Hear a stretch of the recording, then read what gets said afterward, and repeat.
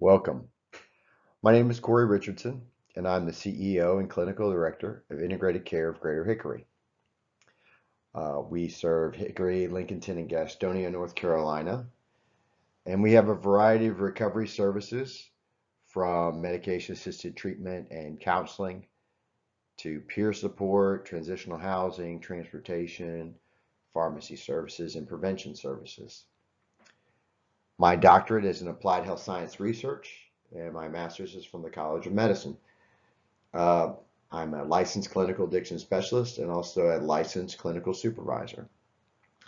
Today we'll be talking about the 12 steps, and we use these as a evidence-based model in all of our programs. And you may be a clinician trying to gain greater insight into the steps and how to work them in your practice. You may be a patient, or you may just be a person watching this video in early recovery. And so hopefully you can gain some knowledge from this. This is not approved by AA or NA. This is my own lived experience and my own clinical work. And so, and with that, let's move on. So let's get into the steps. So this is the outline of the steps today, and it's good to understand how they break down. 1 through 3 are the preparatory steps. You have to have all your ingredients together before you bake a cake. And this is how we look at the initial steps before we do the work. You got to get all your materials ready before you do the work. The working steps are 4 through 9. The working steps are broken down into 2 separate sections. 4 through 7, you're working on self. And then after you work on self, you move over to 8 and 9, which are working on relationships with others. Finally, when you finish step 9, you move into 10 through 12, which are the maintenance steps. You can't clean your house one time and never have to clean it again. You got to keep it maintained. And so at this point, after you do the working steps, you move into the maintenance steps, and that's how you keep the program going. So let's get started with some of the steps. Now listen to the steps. They're not as unusual as you might think. They really are very universal concepts. But Bill Wilson and Dr. Bob years ago packaged it for the alcoholics. So these universal concepts have been reconfigured for us who are suffering from substance use disorders. But they can be used by anybody. When you look at it that way, these are really drug-free coping skills. These steps are a new way of coping with everyday life. We apply these steps first to get off drugs and alcohol, and then we apply them to the rest of our lives. For some people on MAT, after you stabilize and you're applying these steps to your everyday life, you're able to even apply the steps to titrating off of medication-assisted treatment. So step 1, we admitted we are powerless over, might be alcohol, it might be drugs and alcohol, or something else, and that our lives have become unmanageable. So there is a fundamental concept with the first 3 steps, and the hint for this one is honesty. That's the fundamental concept. So you got to get honest to get started. We start with step 1, it's honesty. And not honesty when it's convenient, it's honest about everything. And so by the time I ended up in Alcoholics Anonymous and Narcotics Anonymous, this became pretty clear to me. I had to finally admit that my life had been destroyed with drugs, and it was very unmanageable.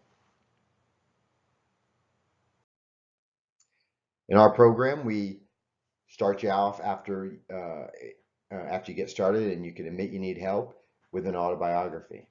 Now, when my sponsor told me about his life, he told me about what his life was like, what had happened, and what his life was like today.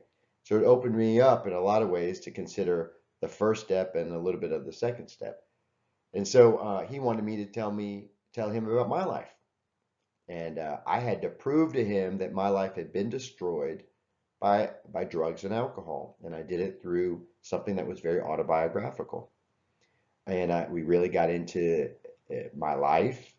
And when we looked at it very closely, we saw that I had a lot of those traits before I ever picked up drugs and alcohol. But that drugs and alcohol had summarily destroyed my life piece by piece. And then only until the end did I realize it. So it's very important to get honest, and it's very important to get honest with one person. And we'll talk a little bit more about sponsorship but this was an important part of that process. So step two, it's all about faith. You got to believe this is going to work for you. So step two, we came to believe that a power greater than ourselves, something more than us, would restore our lives to sanity. And it was hard for me to accept that, but he said, because I didn't want to talk about any higher power. And I definitely didn't want to talk about God. And so he told me at that time, he said, you got a bunch of letters behind your name, is two more than one? And I said, yes, it is. So we together can do what I cannot do alone. We could work on this together. And since he knew exactly how to do it, and he had gone through what I had gone through, but was able to stay clean and sober today, that was something more than me. Then we brought it to the home group, and that's groups of people that knew how to do it. That was more than me. The steps have been working for 50 million people for over 80 years. So that was something else that was more than me that was working, because my best efforts have brought me here. And so you start to figure out there's a bunch of stuff that you could use at work that's more than you. Now, I don't know how a cell phone works, is made, and I know how it does what it does, but I use it every day because it works. And so sometimes you don't know how stuff works, but you use it anyway. This is what we're asking here, is you got to have faith that this is going to work, even though you don't know exactly how it's going to work, because it's working for a bunch of other people. So what is this power? So we talked a little bit about it. It can be God for a lot of people. If you don't want to talk about God in the beginning like me, it could be a group of drunks, God, or a group of druggies, because they are doing what we can't do. The sponsor is doing what we can't do. The medication-assisted treatment. A bunch of scientists create some drugs that are helping people get started. And that's something that we can't do, is do it on our own. So you just got to find whatever works for you. And in the process of doing this, you're going to be given telephone lists and suggestions to call people every day and meetings every day. And so you got to figure out what works and then trust in it and then turn your life over to it.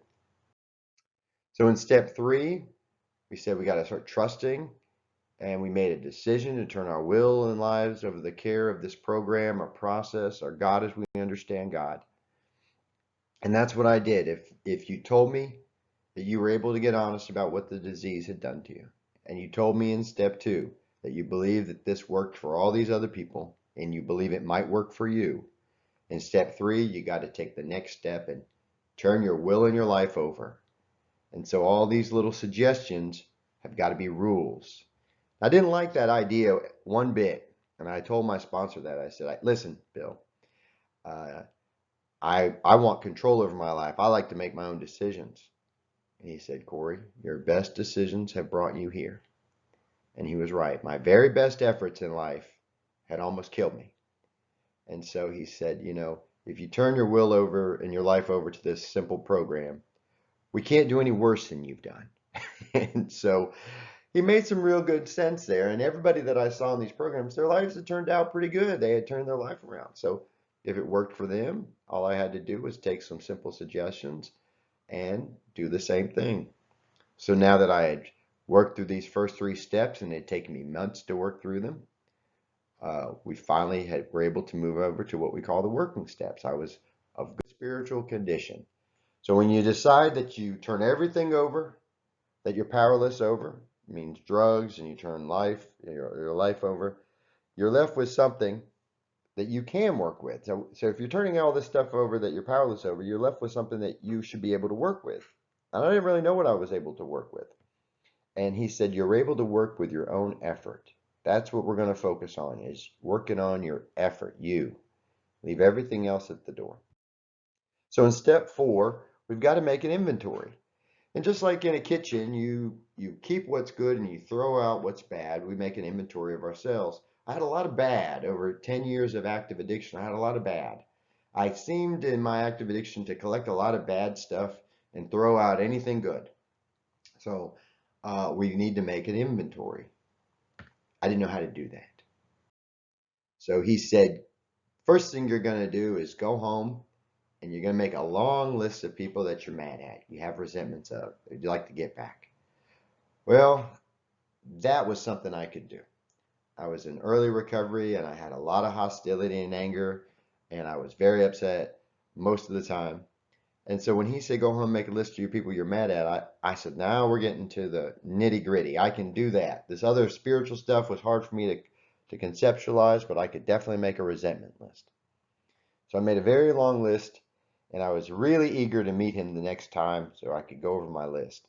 I wasn't eager to meet him most times, but when I had that list in hand, I was very eager to meet him. So we met at the Greasy Spoon like we always did, and he always had his big dusty big book, and he made me bring mine. And he said, "Well, let's talk about your list." So when he said, "Let's talk about your list," he said, "Who's on the top of your list?" I listed that person, and he said, "Well, what did she do to you?" And I listed what she had done, gave all the examples of how she had done it to me. He said, "Tell me what it affected. Did it affect your money? Did it affect your self-esteem? Did it affect sexual relations? Did it affect your job or your freedom?" And I listed all that stuff. And I thought at this point, he was going to dislike her like I disliked her. I thought that's what sponsors do. They're like friends that you give them a list of resentments and they say, well, let's hate them together. But he said to me, what's your part? Well, that shocked me. I said, I don't have a part, Bill. I've told you what she did to me. And I'll tell you honestly, in my mind, I put him on the bottom of my resentment list because he was supposed to not like her with me, and he wasn't doing what I thought he was going to do. He said, Corey, we already said that we're powerless over drugs, and we said we're powerless over people, places, and things. We're powerless over all of that. So what we do have control over is your part. And you do have a part. It may be only 5% or 1%, but we're going to spend 100% of the time working on your part, that little part. And so that's all we can work on. And so I said, I don't have a part. And he said, well, who picked her? And that stopped me. So maybe I had a little part. So we started to look at what I had done. And when we got honest, and I said, well, I said I was going to be coming home, but I didn't come home. So that was dishonest. He didn't want me to focus on exactly the actual stuff, like I lied about coming home, because then I'd have to say, well, I also lied about the money and then I lied about this. So he says, it's better if you just say I was dishonest. And I could look at all the situations where I had been dishonest in a relationship. And he wouldn't let me say where she had been dishonest. I had to just talk about my part. So then I could talk about being self-centered. Because every time I had drugs in mind, it was all about me. And so he said, not when I had gone off and done this because I needed to do it. He said, all the situations where you were self-centered, that's a character defect, self-centeredness. So you keep going down the list just like that. And I found that I was angry and vindictive and hostile and unforgiving. And I would give all these examples that this is how I was acting in this relationship. And it started to give me a much more well-rounded perception, a more objective perception of the relationship and my part. And when I really focused on my part, I started to come to the realization that the poor girl had picked the wrong person. And so that's where we are today, is that these character defects and looking at my part. Now, he told me, Corey, every addict and every alcoholic at their core is dishonest and self-centered. And so why don't you just write those on any list that you have and start there. And we even say it in our opening literature about dishonesty and self-centeredness. Bill Wilson says the alcoholic is self-will run riot. So the idea of this for us is just put those two down. And I love to hear an addict tell me about being honest. I said, were we ever honest when the police pulled us over? Well, no. You got anything in there? No, I don't. And so, if the whole world was getting nuked, as long as we had our drugs, we were fine. And so he's absolutely right. And even to this day, I want to start with my character defect work with dishonesty and self-centeredness. So that it gave a very negative perception of the person that I had become. And I couldn't figure out how to dig out of that hole. Well, the first thing he told me was to put down the shovel. And second thing he told me is find the opposite, and that's where the virtues lie. I said, well, how do I get there? He said, don't worry about that. Just write the opposite of the character defect. So if you have dishonesty on the left-hand column, you write honesty on the right-hand column. If you have self-centeredness on the left-hand column, you write the opposite, selfless, loving, and caring on the right-hand column. And you keep going through there. I was unforgiving and vengeful. He said, write forgiving on the right-hand side. If I was arrogant and vain, he said, humility on the right-hand side. And you keep going through that like this. And so when I looked at this list, it was very important for me to see what I had become and then where I needed to go. But I just needed to do the behavior, write the list. I don't have to really do the work just yet. He wrote all of this on one page. And if you look at the top, we review the first person on my resentment list. We review the character defects with that line underneath it. And then the virtues there. Now, if you fold that paper where you only see character defects and virtues, you have at least the top of the page missing. You fold that where you can't see it. And then you split the paper in half. And these arrows going from dishonesty over to honesty and self-centeredness over to selfless are still there if you drew arrows. But then if you fold it, you should just see characters and virtues. And then if you fold it again, there's a little list that you'll have at this point with the folded paper of just character defects. And if you flip that over, you'll see just virtues. Now, he asked me about these character defects. He said, if you had a friend and they were all of these character defects, dishonest, self-centered, vengeful, griping, malicious, stealing, you put all these, would you want them to hang around? Well, so no, I wouldn't. And so I realized that the person that I was not a very likable person, and that's how people saw me. I didn't see myself that way. I saw myself as a good person, but that's the person other people saw. He said, now flip that list over. You see a virtuous person. They're honest and selfless and caring and helpful and kind and peace-loving. And I knew some people like that, and they were wonderful to be around. When I had the chance to be with them, they were really great. And he said, you know, if you look at the character defect person, he said, they're the ones making all the problems. And if there is a problem, they're making it worse. And then if you flip it back over and you look at the virtuous person, they're the people that don't have problems around. They're not causing the problems. And if there is a situation, they're making it better.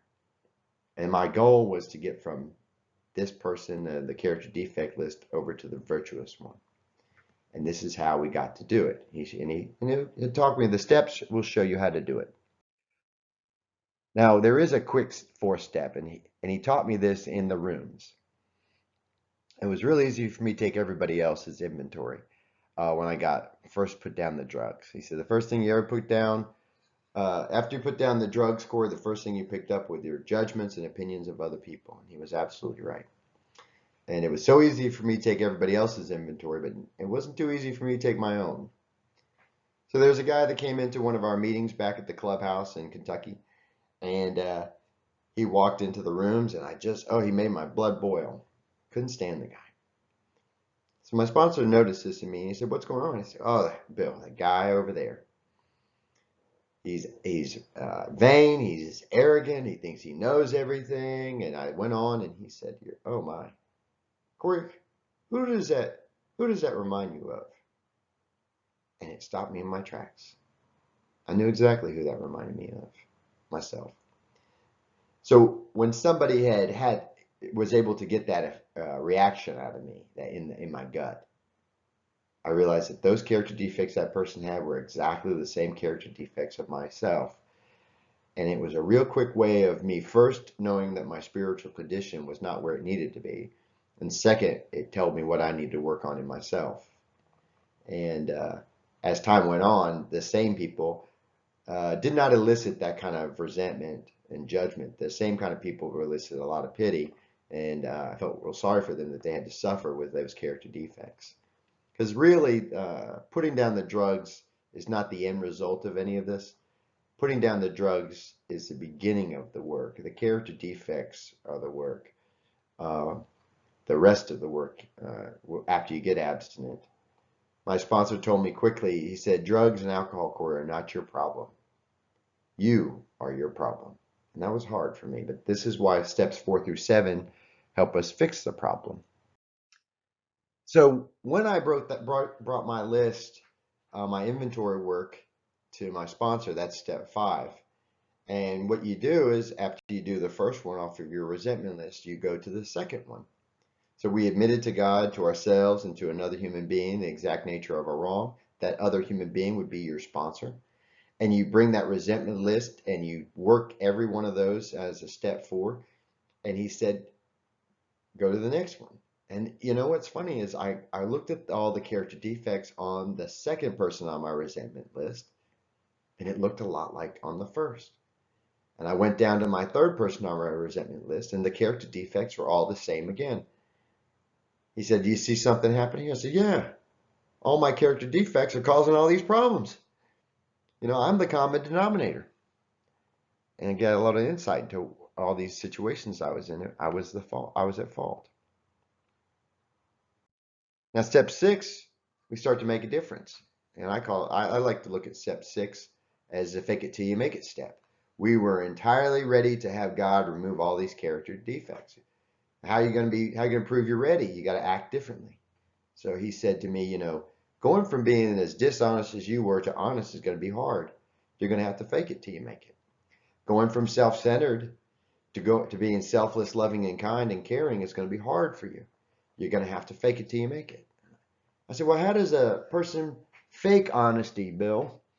And he said, tell the truth and stop thinking about the outcomes. I would tell people whatever they needed to hear so I get an outcome. And it usually ended up blowing up in my face. Or if I got the outcome I wanted, it was exactly the opposite of what I needed.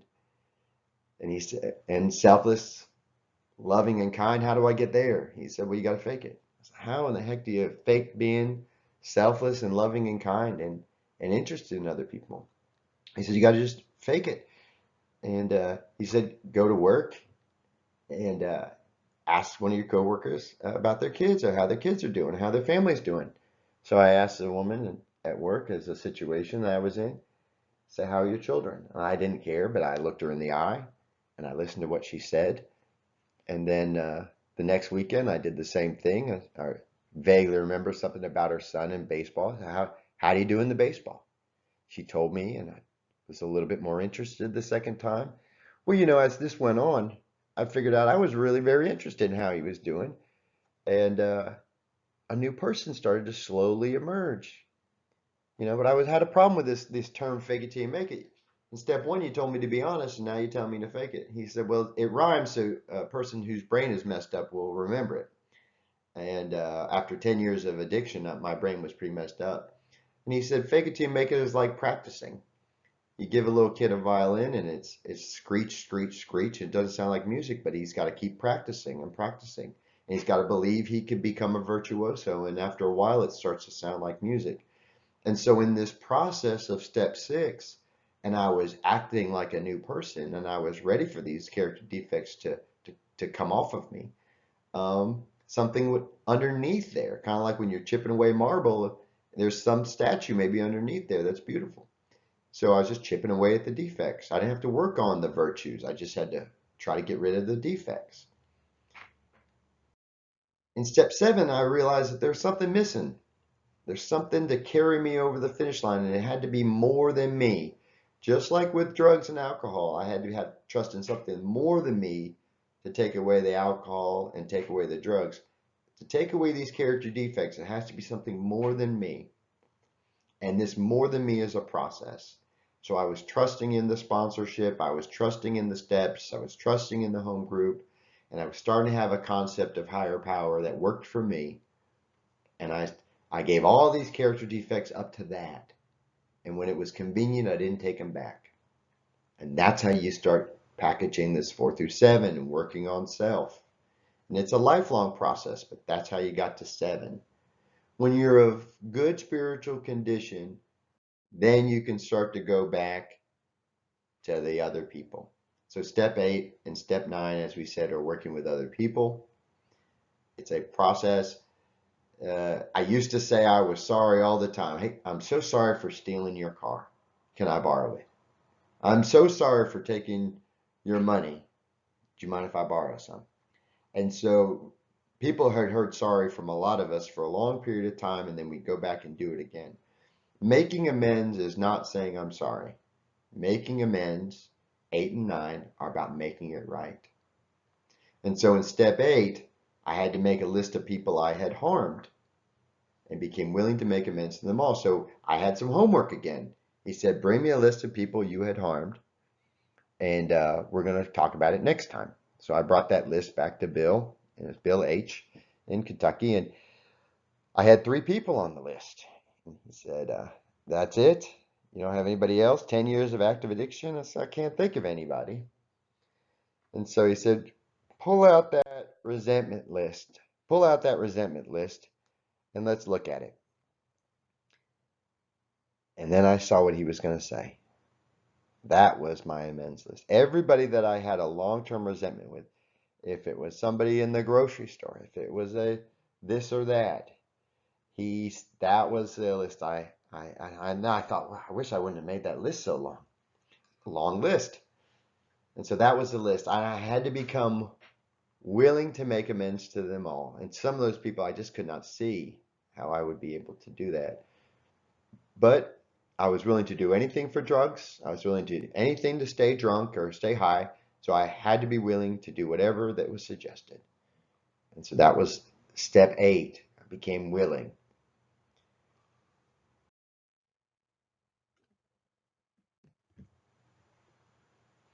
Step 9, we made direct amends to such people wherever possible, except to do so would injure them or others.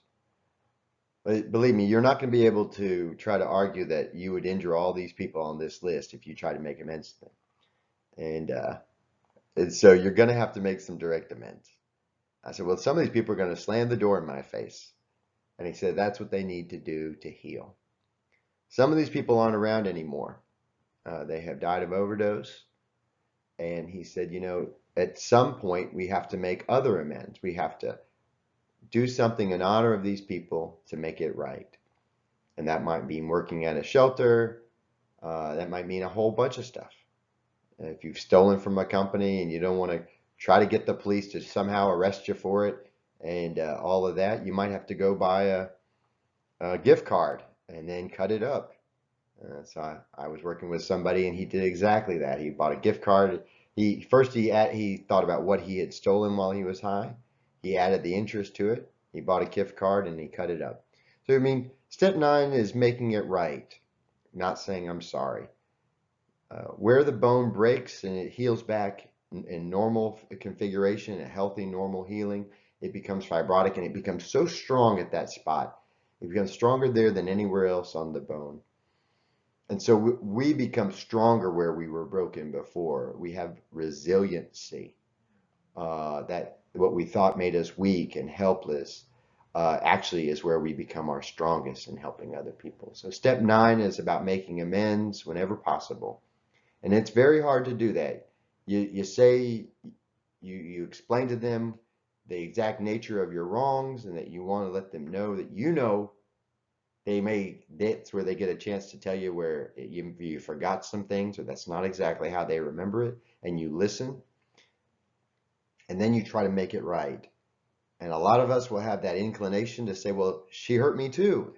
This isn't working her program. This is working your program. And so if you could do this, you have to be of good spiritual condition. This is not about you. If some people need to hang up on you, that's part of their healing process. You are just called to do the work and let the process work itself out. You have finished 4 through 9, the working steps, and now you're going on to the maintenance steps. In step 10, we continued to take personal inventory, and when we were wrong, we promptly admitted it. So you're doing a quick 4 through 7 and a quick 8 and 9, and it's a daily thing every day, of trying to maintain this process of working on self and working on relationships with others. And it gets hard. It gets hard to say, oh man, I should not have done that. How can I make it up to you? And so you end up stop doing all that stuff. And that's a very important part of this process of becoming a new person. And we start to become people that don't want to do the bad thing. Just like you don't want to do drugs and you don't want to drink, you become a person who doesn't want to be angry and lie and be self-centered. You become a new person in this process. Step 11, we sought through prayer and meditation to improve our conscious contact with a higher power or process as we understood it. And then we were praying only for knowledge of the will for this process and the power to carry that out. Now, very often in our clinical program, we avoid words like God. And God can be good orderly direction, a group of drunks. A lot of people where we are embrace the word as a part of their faith tradition they grew up with, and they have come back to that. But for whatever reason, it does not have to be a religious concept. It can be what's working for you. And in step 11, we try to continually embrace this process of all these steps together, to apply these steps in our daily affairs. Step 12, working with others. Bill Wilson talks about it in his literature, but the idea for us is we did not get clean and sober. We did not find recovery just for ourselves. That would be very selfish. And you can't maintain it unless you give it away. My sponsor would tell me, Corey, you keep me sober. And that's exactly what it was for us. Until you get a year or more in the program and you've worked the steps completely, you shouldn't really, you may not want to take that responsibility on. It's a suggestion. But the idea for us is you got to carry it on to the suffering alcoholic or the suffering addict. And it may be getting them a telephone list when they come in the door. It may be welcoming them and telling them to keep coming back. It works if you work it. Reassuring them they're in the right place, or giving them your phone number, or circling it on the telephone list so they'll call you. And then after you have a significant time or sufficient time in the program, offering to be somebody's sponsor. But this is 1 through 12. And they all tie together. And in the process of recovery, a lifelong process of recovery, we use all these steps every day in different ways. I'd like to just add on at this point just a few things that we have in our workbook. Now, you may be working with your sponsor and have a workbook, and he may or she may give you some suggestions. Let's give you some of these that we like to embrace in our programs. So one is a gratitude list. Now, one of the slogans on the old clubhouse wall was an attitude of gratitude. I tended to only be grateful in my active addiction if I got a hold of some drugs or alcohol. And so it was very hard to be grateful in the beginning, and it was a process to become grateful. Ingratitude was definitely on my character defect list. And so the fake it till you make it gratitude part, this helped that a lot. So we give a little ring bound binder for a gratitude list every day, like you'd write a grocery list. And so one of the suggestions I say to everybody is leave the list out, leave the book out. Leave it by your coffee or somewhere you'll see it every day, because if you put it away, you'll forget about it. The other thing I say is you got to do a little bit every day. Put 10 on that list every day. How much clean time or sober time you have. If you have a higher power that you started to embrace, if you have family in your life or they're coming back into your life, whatever it is that day, put that down. And then when you start putting 10 down, start to change it up every day. If you are alive, if you're healthy, if you got two hands, what would it be like if you didn't have two hands that worked? It'd be a different life. What if you couldn't hear my words right now and you're only having to read these words? It would be a very different life. What if you couldn't see? It'd be hard to get to a meeting, or it might be hard to get a job where you need vision. So we're going to change it up and start to really figure out how we can be more grateful. And there are a lot of ways to do that. And then if you have a rougher day than other days, one of the tricks I have even today is to take a full white piece of paper, copy paper or something like that, lined paper, and with very small print, I fill every single inch of that white paper up with things that I should be grateful for. Things I know in my heart I need to be grateful for. Stuff like my electric bill. If you find something that's bothering you, like an electric bill, figure out why you should be grateful for it. Well, it's my name on there, which means I live at that home. I can write a check for it and the check doesn't bounce anymore. A lot of people don't have electric. Go without electric for a few hours and you know exactly you should be grateful for it. And so if there's something that's problematic, put it down there. If you're having a problem with your wife, put your wife down there. If your husband down there. What if she passed away? You would miss her. And so the idea is we need to find gratitude, even with situations that are bothering us. And if you don't know how to do it, you have a counselor that can help you work on gratitude, or you might have a sponsor, or raise your hand in a home group and they'll definitely tell you how to work on gratitude. In our workbook, before we get onto the step work, we got a full step workbook, and we have those in AA and NA as well. Triggers. We love to use this word in clinical practice, and I think it's the silliest word. What it really means to me is how my disease lies to me. So we have a long list of things that we think trigger us in your workbook, and I'm going to go over just a few of those and tell you why it's really just your disease lying to you. Some people used to say, whenever I'm having withdrawals, I just don't think I can, or cravings, I just don't think I can stop using. I've got to go back. I said, well, that's your disease that's lying to you. Drugs got you in this mess, and you keep going back to the same thing that got you in this mess. That's like throwing gasoline on a house fire. But we keep believing that somehow we're going to use drugs to get us out of withdrawals and get us onto a healthy life, or use alcohol to stop the DTs. Just one. Every now and then, the addict brain will talk about just one. I've never had just one. I've had just one after another. I've never used moderately. If I think I'm going to go out and drink, and I say, well, I'm just going to have 2 drinks, I always get blacked out drunk. If I have a bottle of pills and I buy it from somebody and there are 10 in there and I think it's going to last me a week, it might barely last me the night. I've never used moderately, but I keep telling myself that again and again. People say it's a trigger. I say it's how my disease lies to me. Angry. Oh, that'll help. I'll use something to make the anger go away. Well, usually when I drink or use, it makes the anger worse. Well, I'm stressed out. Yeah. Usually most of my stress is related to the drugs or the alcohol. I need some energy. Well, I got so bad at the end, I needed drugs just to feel normal. How is that an energy pill? I had no energy without it. See how all of these things are kind of like a disease lying to you. But once my sponsor started to explain it to me, that my disease was lying to me, and it kept telling me stuff that wasn't true, I started to grow another part of my brain. It was the recovery in me.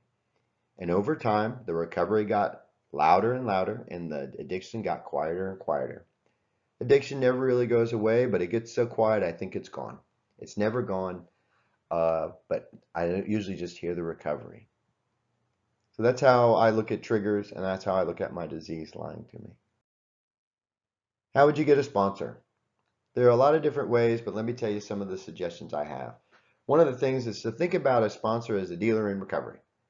They got the good stuff. They're the ABC store. They're the local dealer, the local friend that always has it. You got to get some recovery, and you got to get some good recovery. And so when you're starting to look at sponsors in the rooms, if you are heterosexual, it might be better for you to pick somebody of the same gender or sex, somebody that you can relate to, somebody that there won't be any later sexual feelings for, because sometimes in early recovery we start to get these feelings. And so we have a suggestion in the rooms to pick somebody that you would not be able to be sexual with. And if you're homosexual, you might decide to pick somebody of a opposite sex if they're comfortable with that. Or if you pick somebody of the same sex, you want to make sure there's a clear understanding of one of you is straight and one of you is gay. These are just suggestions that have worked for a lot of people. When you're in a meeting and you hear some of the people's talking, somebody may stand out. What they say and what you hear becomes impactful. That might be a good person to call on the phone. That might be a good person to say hi to afterwards. Hey, I really like what you said. It really spoke to me. That might be somebody that might be able to be a sponsor. We suggest in the rooms that you have at least a year, and we suggest that you have worked the steps with your own sponsor and maintain a sponsor. So every sponsor has a sponsor. And that's how we kind of go about that. There has to be some truthfulness. If you get a sponsor, you have to be honest with them about everything. Uh, you want to make sure that there's nothing you're withholding from them. There has to be somebody on the planet you can share with honestly. Uh, while sometimes people in our program are on medication, and we consider medication to be an outside issue, just like politics and religion and some things like that are outside issues. Nobody ever brings a med list to a meeting. We do think that you need to be honest with your sponsor about it, because there will be a time you're applying these steps to getting off the medication for most people, and you want to be honest. You don't want someone to withhold that from you, because some people find that important in the rooms. If the person that is sponsoring you or could sponsor you is not comfortable with that, our suggestion is to be very friendly with them, to thank them for being honest with you, ask them to still be your friend, and even be there when you go to the meetings, and they'll see the authenticity of your program, and they'll see you coming off the medicine. You can tell them, it is not my intention to stay on this medicine. It's my intention to use these steps to help me get off of the medicine. And you'll see. But I'd rather somebody be honest with me than just not call me again. They're going to give you some suggestions or rules that they want for their sponsees, and you should abide by them. That might be a lot of different things, like 90 meetings in 90 days, call me every day, don't make me call you. There's a lot of neat stuff they have.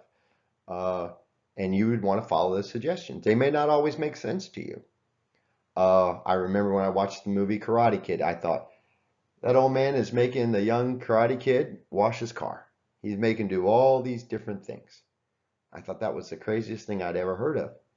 Well, it made perfect sense at the end of the movie when the wax on and the wax on saved the kid from getting his head knocked off.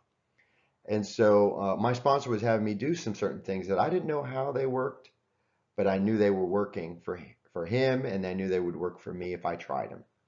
And so that's the kind of trust I have, and that's the kind of faith I had, and that's why I was able to sustain my recovery. Just follow the rules.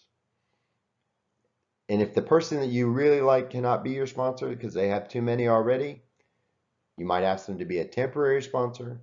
You might ask them to help you find a sponsor. They may have a sponsee that needs a sponsor. They may have a sponsee that needs a sponsee.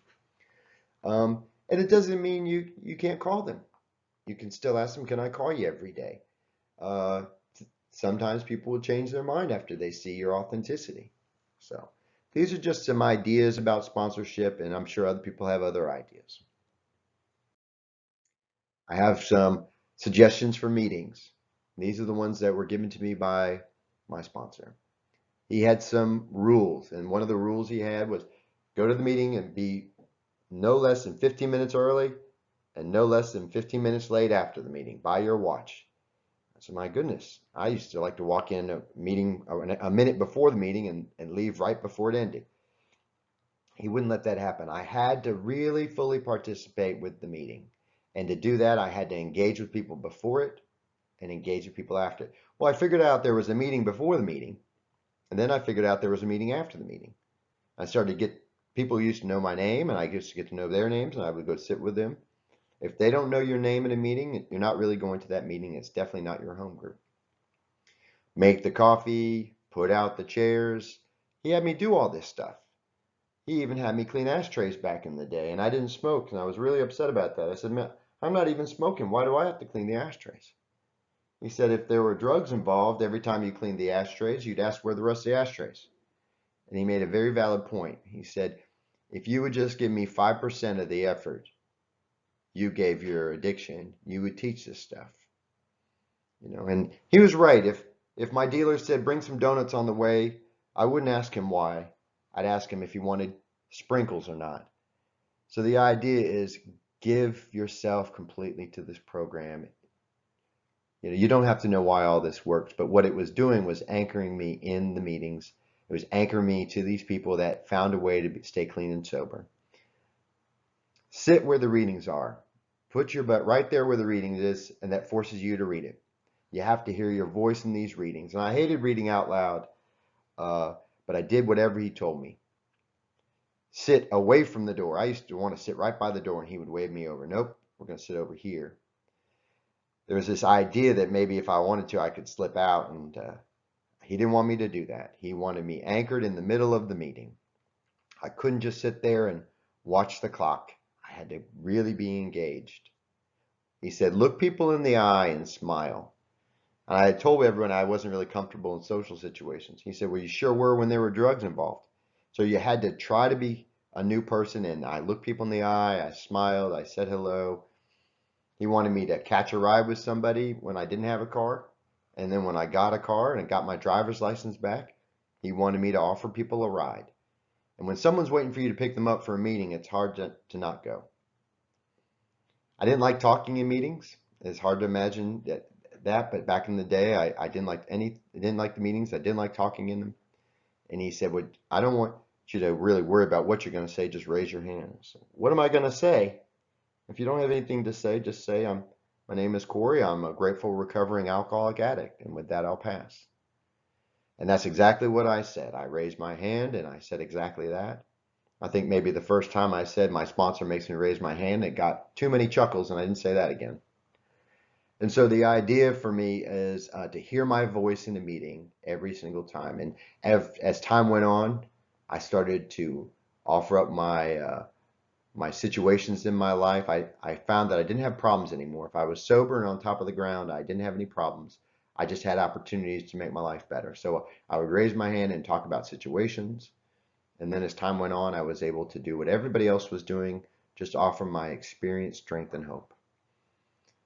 90 and 90. Now, my sponsor said he wanted me to go to 90 meetings in 90 days. And I thought to myself, how am I going to go to 90 meetings in 90 days? I said, do we have to go to 90 meetings in a row or just 90 meetings and we're done? He said, first of all, you didn't mind using for 90 days. And he was absolutely right. I used for 90 times 90 times 90. And I had no problem using for 90 days in a row. So he meant 90 continuous days. Some people will tell you if you miss a day, you got to start over. My sponsor said, if you miss a day, you got to go to the next day. Well, that sounded horrible to me, so I never missed a day. But I gained a lot in those first 90 days. I was able to not pick up, and that was a miracle. And so I said, well, if I don't graduate in 90 days, how many of these meetings I got to go to? And he said, you got to go to enough meetings to where you want to go to them. And he always would speak in riddles like that. And I really miss him today. He was a great guy, and I didn't appreciate him at the time, but he really did anchor me in the meetings. And don't bring all those outside issues. You know, we don't talk about the football game, and we don't talk about politics, and we don't talk about which religion is better. We leave all that stuff out there for a reason. We talk about our recovery.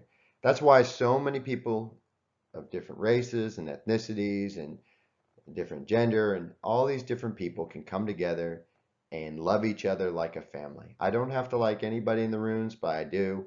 I like them all. But more importantly, I ended up loving every one of them. Even people I didn't even know who they were. I walk into a room and I find family. So leave those outside issues outside. Let's close up with some more suggestions. Get the chips and the key tags. And if you turn them in and get a new white one. The white chip or the white key tag is white because you're waving a surrender flag. And give up. If you're on the battlefield and you wave the white flag, if you're in the boxing ring and they throw a white towel in, you give up. You're done. And so that's why they made it white. Remember what your clean date or your sobriety date is. Mine's July 14th, 1998. It's more important than my belly button birthday. And if you remember when your kids' birthdays are, and you remember when your birthday is, and you have all these different dates that are important, this should be the most important date in your life. All those slogans. They kept talking about those slogans in that old Kentucky clubhouse, that all those slogans all over the wall. And I told my sponsor, I think you guys are trying to brainwash me with these slogans. He said, Corey, I've known you a while, and your brain could use some cleaning. Those slogans right there are roadmaps for living. I didn't mind the drug dealers and the junkie friends and the alcoholic friends to brainwash me, but I sure didn't know what to think about these slogans. These slogans are trying to help you embrace a new way of life and very often they might rhyme. So, and once you start to use these slogans and you start to hang out with these new people and you're starting to get clean and sober, you start to pick up a new language. We have a shared language in AA and NA. You'll start to pick that up. And it's wonderful to embrace that. That's why you can really connect with people inside the rooms after you've been in the rooms for a while. But it does take time for this to occur. One of the suggestions I have off that call list, they didn't give you a list of names so you knew who people were. They gave you some phone numbers. The suggestion is to call somebody every day. People will tell me all the time, I don't know what to say. I've been talking for almost an hour and you haven't had to worry about what to say. You never have to worry about what to say when you call somebody in AA or NA. They know exactly what to say. You just got to pick up the phone and call. Well, I'm not comfortable. You know, I had no problem calling people at 3 in the morning that I hardly knew to see if they had anything. I had no problem, doing all the other stuff, but we're asking you to do something for recovery. We're not asking you to like it or be comfortable with it. We're asking you to do it. This is not a thinking program. This is not a feeling program. This is a working program. The feeling and the thinking comes later. This is about doing stuff, working it. The other stuff will come later. Speaker meetings are really great. You get to hear lived experience and you hear your own story in other people's lives. If you're not able to go to a speaker meeting in your town or your city, one thing you might want to do is jump on YouTube and search AA or NA speaker meetings. They have women's meetings, they have men's meetings, they have women and men speaking, they've got funny, and they've got all sorts of meetings. But you hear all these different people and you hear your own story. Another thing I really liked is Joe and Charlie. That's one of my favorite. It's about 10 hours and 46 minutes or so. And it just breaks down the AA Big Book. I like the AA Big Book, even though I am also a recovering addict, because it was a seminal piece of work that started it all. And every one of those chapters, even the preface, ties to a step. And it's a great read. It's a great listen. And you also want to be able to listen to some of the AA basic text, the AA Big Book and the NA basic text. If you don't have the literature, which is good to read, you can also listen to it on audio. And these you can all download or listen to on YouTube. My sponsor would always tell me, call me before you use, but don't call me after. Like I told you, my name is Corey Richardson. I am also a person in recovery. And don't call me after you use. I want you to call me before. If you're listening to this, I'm available 24 hours a day, 7 days a week, holidays and weekends, now or as long as I'm alive on top of the ground. I put my office telephone there and it's answered 24 hours a day. If you need anything, you let them know you want me to call you. I don't care where you are. I'd love to talk to you. I'm not going to tell you not to use. I'm not going to tell you not to drink, but I will definitely start with, do you think it's going to make it better? You didn't come to this video because using or drinking was working for you. You came to make a change.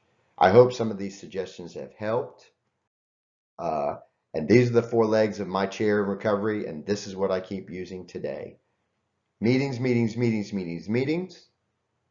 I tell people, put your butt in that seat and your heart and mind will follow later. Just put your butt in that seat. Meetings, meetings, meetings. Don't get a sponsor. Use a sponsor. Okay? What good is having that nice sports car in the driveway if nobody drives it? You got to use a sponsor. The steps. I memorized the steps and I thought if I memorized them, I would be done with them. He said, you got to apply them in your life. And all the available literature, the basic text, the big book, As Bill Sees It, Joe and Charlie, the YouTube videos, so much that's out there. Read and listen to all of that. Meetings, sponsorship, steps, and literature. If you need anything, like I said, give me a call. 24 hours a day, 7 days a week. You can follow what we do on our social media platforms. If you're in our area and you know somebody needs help, you can contact them. I'm very blessed to have been able to reach out to you today. I hope you've enjoyed this video, whether you're a clinician or a patient, a client, or just somebody entering recovery. I hope it's been helpful. And I hope you wish you all the best in your recovery. Thank you.